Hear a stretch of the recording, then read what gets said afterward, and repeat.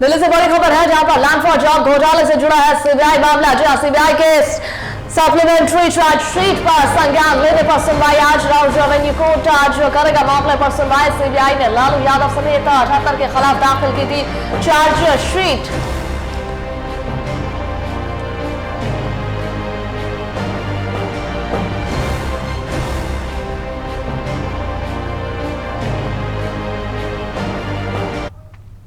और राज्य से बड़ी खबर है जहां पर डीजीपी के पद पर अनुराग गुप्ता की नियुक्ति को लेकर के बाबूलाल मरांडी ने अवमानना याचिका दाखिल किया है और इसे गलत बताया है। सुप्रीम कोर्ट में अवमानना याचिका के दाखिल बाबूलाल मरांडी ने डीजीपी के पद पर उनके पदस्थापन को सुप्रीम कोर्ट के आदेश की अवमानना बताई है और मरांडी ने याचिका में कई बातों का उल्लेख भी किया है।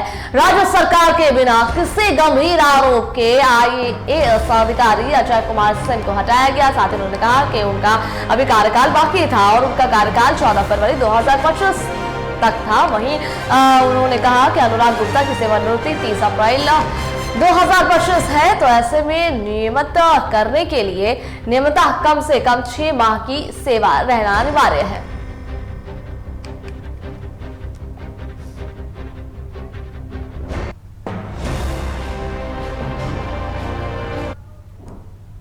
और इस पर मजीद जानकारी साझा करने के लिए हमारे साथ दीपक जी जुड़ गए हैं। रांची से उनका रुख कर लेते हैं।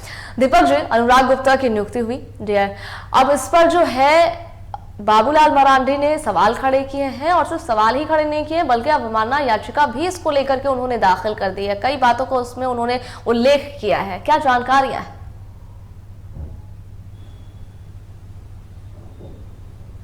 देखिए सभा, ये भाजपा के प्रदेश अध्यक्ष विधायक जो है बाबूलाल मरांडी ने डीजीपी की नियुक्ति को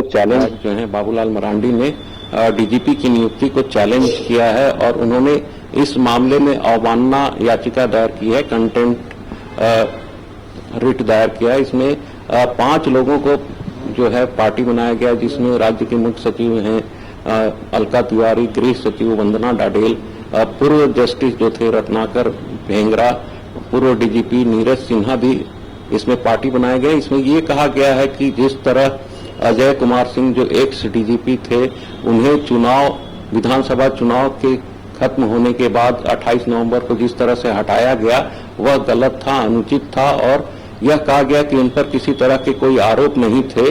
और जिस तरह दोबारा मुख्यमंत्री के रूप में हेमंत सोरेन ने शपथ ली 28 नवंबर को और उसी दिन उन्होंने राज्य के नए डीजीपी के रूप में अनुराग गुप्ता की पुनर्वापसी की, उन्हें पुनर्बहाल कर दिया।